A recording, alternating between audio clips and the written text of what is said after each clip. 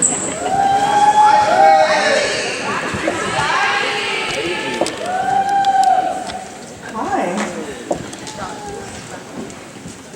nice to have my number one fans out there.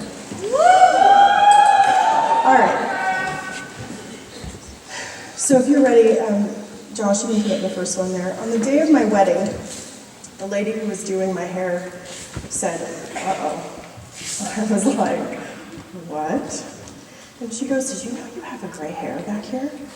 And I was like, "Why would you say that to someone who is about to get married? Like, it's the happiest day of my life, right?" I thought that was pretty rude. But 16 and a half years later, a graduate degree, 2 children, and a lot of adulting have significantly increased the numbers of my gray hairs. And I get comments, sometimes they're like, "All right, well, I need to take care of that."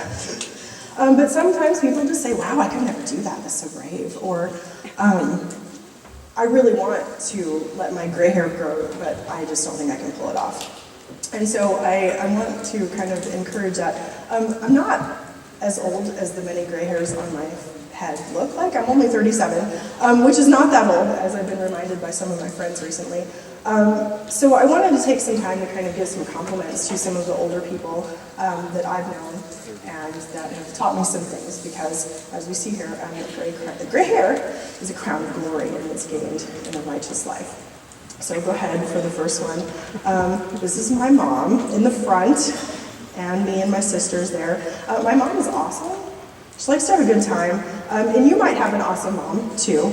But my life is way different than my mom's life, and I was thinking about this. Like, I'm 37, my mom was 37.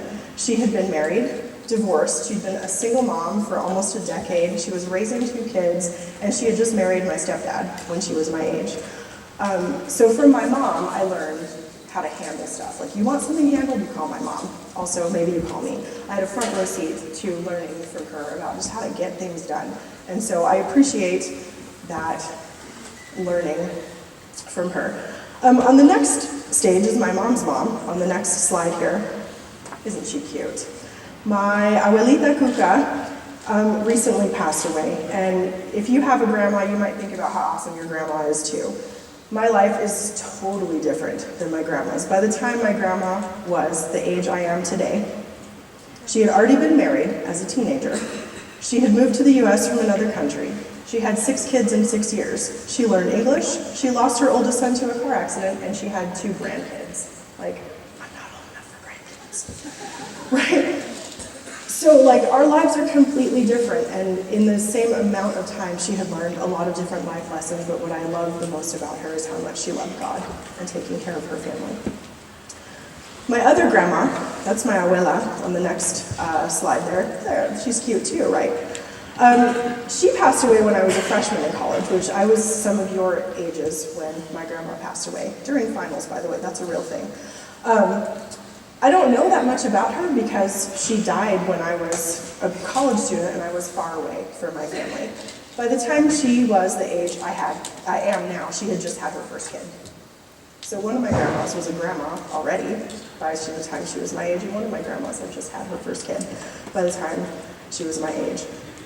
And so people have completely different lives. They have completely different experiences by the time they reach different ages. My abuela here has been gone for almost 20 years, and there's so many things I wish I could ask her.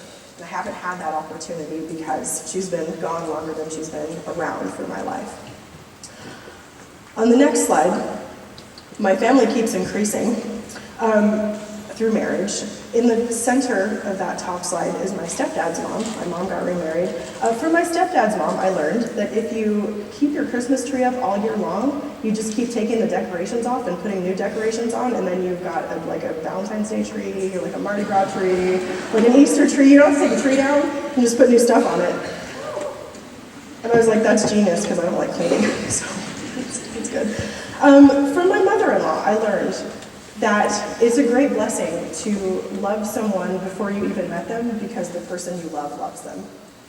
So just think about that, like someone loves you because the person that they love loves you. And so I loved that about her. My husband's grandmothers taught me different ways of loving and different ways of being strong. My new mother-in-law taught me that patience is important.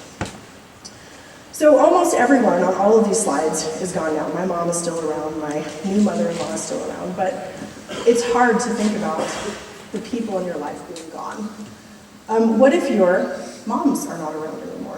What if you don't have a good relationship with them? What if you don't have grandmas? Like, where can you get this if you don't have family? What if there's a language barrier or a distance barrier and you can't communicate with those people anymore?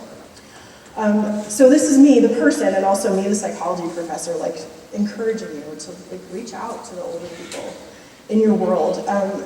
You can develop relationships with people that can be your family, like even though your family is not around, or you can have extra family. So on the next slide, I learned some other things from some other women who have taught me things. A couple of these folks, Pat and Joyce, taught me that even though you're a teacher and you retire, you'll always be a teacher, which is good to know because I'm going to be around for a while, hopefully. From Nathalie, who's in the top row there, I learned that preachers' wives don't have to be scary, and that you should always look out for people that are kind of new to the party and see how you can help them when they don't know what's going on. From Miss Virginia, I learned the gift of telling someone, I'm not judging you, especially when it looks like they are having kind of a meltdown. She just came up to me one day and she was like, you know what, it's fine, like everything's gonna be fine, you're okay, like do your thing. Sorry, I knew I was gonna do that. From Joe, I learned the importance of taking care of your family, and also from the importance of studying the Old Testament. And from Sue, down at the bottom, I learned about finding the blessings in all of your situations. None of these women are related to me, but they have all taken the time to get to know me, get to know my family. I got the time to get to know them and get to know about their lives, and so we can learn from the people that are around us. One more there. Just this past Saturday, East Hill Church of Christ, across the street there, hosted a ladies' day, a women's event, where, like, literally to have people interact with other people that are like them and also not like them. And so for the last 4 years, I've had the opportunity to learn from lots of other older women. You can maybe spot Laura Coppinger up there, maybe you can spot Gail Miller, Janet Rush, Mrs. Hawley, right? There's lots of people up there that I've had the opportunity to learn from. One of the greatest things about knowing other people is that you don't have to learn every lesson yourself. Like, you can learn lessons from people that are around you that are willing to share with you. They've opened their hearts, they've opened their lives, they're willing to teach, and I appreciate that about these people. So sometimes the lessons you pick up from others are just as important as the lessons you pick up on your own. So back to my scripture at the front. Gray hair is a crown of glory. It's gained in a righteous life. Don't judge my gray hair, right? I mean, I'm into having it that way. But it's important for me to remind you, because this is what I needed to hear when I was that age. Stop being so wrapped up in your own experiences and remember to look around you at all the people who have lived really interesting lives. Courage, sorrow, heartbreak, love, adventure, fear. Like, the people you are surrounded with have had really interesting lives, but if you don't take the time to ask them, they go, and the stories go with them. So one of my favorite memes that people share every so often is the last slide here. Strong women, may we know them, may we be them, and may we raise them. Have a great day.